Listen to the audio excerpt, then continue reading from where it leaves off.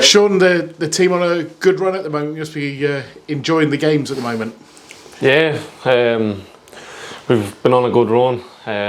Obviously, we have a good few games left, but we've grown momentum. Obviously, we had a couple of draws at the start, and then to get 2 wins under our belt, and then obviously to get the draw the other night, we was probably looking back at it, it was probably a good draw. I know we were 1-0 up, but they put everything on us and they loaded the box with a lot of numbers, and to stick with it in the last couple of minutes when it was 1-1, like, it shows the character of the group and the togetherness of all of us. And through, I think it's been 6 games now, unbeaten through the whole thing, we've shown character to come back against Wickham, and then obviously against the 2 so-called big teams as well, that we've managed to keep them scoreless as well. So it's been a good group, but a good few games, but we just need to carry on now.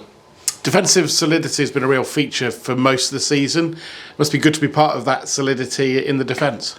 Oh yeah, of course. Obviously, your job's there to keep clean sheets, and obviously we conceded the other day, but we've shown that we can keep clean sheets, and recently we've went forward a lot more, so we can see that the wing backs are getting forward a lot more, which the back three, we enjoy, like, leave it or letting them go, and we trust ourselves to anything that comes up to deal with it. So we've shown in the last couple of weeks, but you can see through the whole season that we've shown it a lot, and to be playing and starting as well, which is nice, keeping them clean sheets.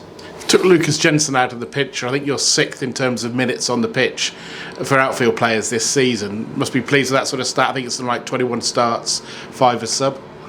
Yeah, I'm pleased with it. Obviously, I would have liked to be up around the top, but I just have to keep on playing and trying to stay in the team and impress the manager, and get as much minutes as I can coming to the end of the season. But yeah, as I said, I'm happy that I got that much minutes. And how much do you feel your game has changed since the first time I spoke to you when you came in? Was it 16, 17, something like that? You must feel like a very different sort of person.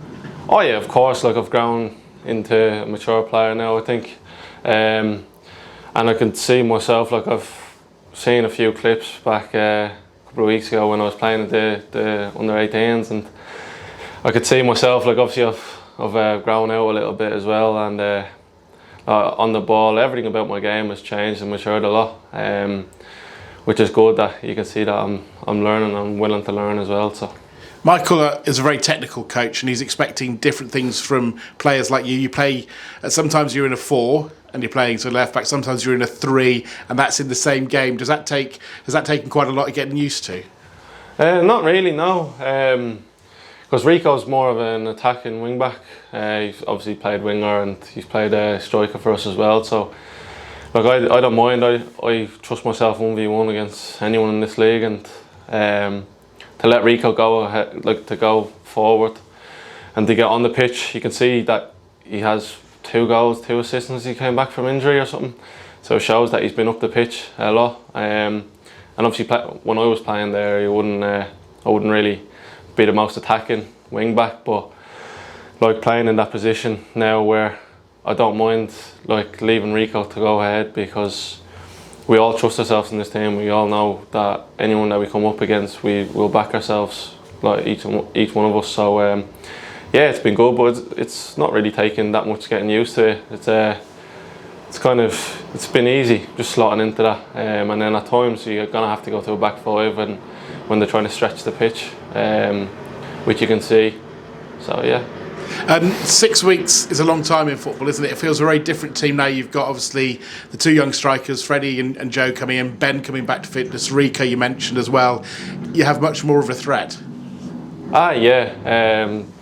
The more people we get back playing and fit and ready to cause the gaffer a headache to play, so the more we get to do that, the more the team's going to strive off it and push people more and more. You see the 2 lads, once one goal goes in, I don't think they'll stop scoring. So you just have to keep with them, and once one goal goes in, I don't think they'll stop. And you can see without that, you can see that in the game. Fred, hold up play is unbelievable, one of the best in the league. And And Joe then running in behind, he's very, very quick. I know in training as well, so it's a headache for defenders, and you've seen that like a lot of glimpses in the games that they've played together. And obviously Housey now, he's a torment for defenders as well, so he's always pressing, and you know, when I train with him, like training, you can never give him an inch, because you give him an inch, he'll grab the ball off you and you'll win it back.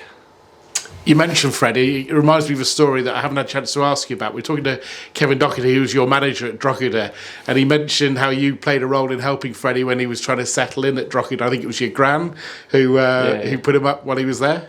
Yeah. Because I'm real close with the assistant manager there. I've known him since under 6, under 7s. Back in my schoolboy club, back at home. So I've known him. I've kept in contact with him, and he was part of the reason I went over there as well, just when I wanted to get game time and get confidence back in me. And they helped me so much when I was there. They did everything for me, and to make me go out on the pitch again was a very good feeling. And obviously Jez was talking to me as well, and I just thought, like, my nana has spare rooms there, and they needed a room, and I asked her, and kindly she said yes, because of me. But like, I had to pay them back somewhat, and I think I have. Like, and they behaved themselves, did they? Oh yeah, not all that I know of. Yeah, they have. Let's talk about the game coming up on Saturday, Exeter. Just really, we were talking to Ethan after the game on Tuesday, and I think he said, as a group of players, you want to rebuild that home fortress type mentality. Yeah, of course. Like, obviously last season, I think we went on an unbelievable run at home. Obviously a lot of draws, but to not be unbeaten, or to be not unbeaten until, I don't know when it was, late on in the season anyway. But you could see the fans are always with us, non-stop. They're always cheering. I remember a game a couple of weeks ago where the opposition scored and they outsung the opposition fans, and that stuck with me, because I really, really felt that then. And like, you could see like what we're doing on the pitch now, and we're chasing after games. With Peterborough, we're 0-0. We didn't sit back, we went for it, and we probably could have grabbed it.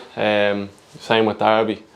Like, we just have to make a place where the fans get excited and they want to watch us play like aggressive football and attacking football, and also keep clean sheets, and we're on the progression to do that very, very well.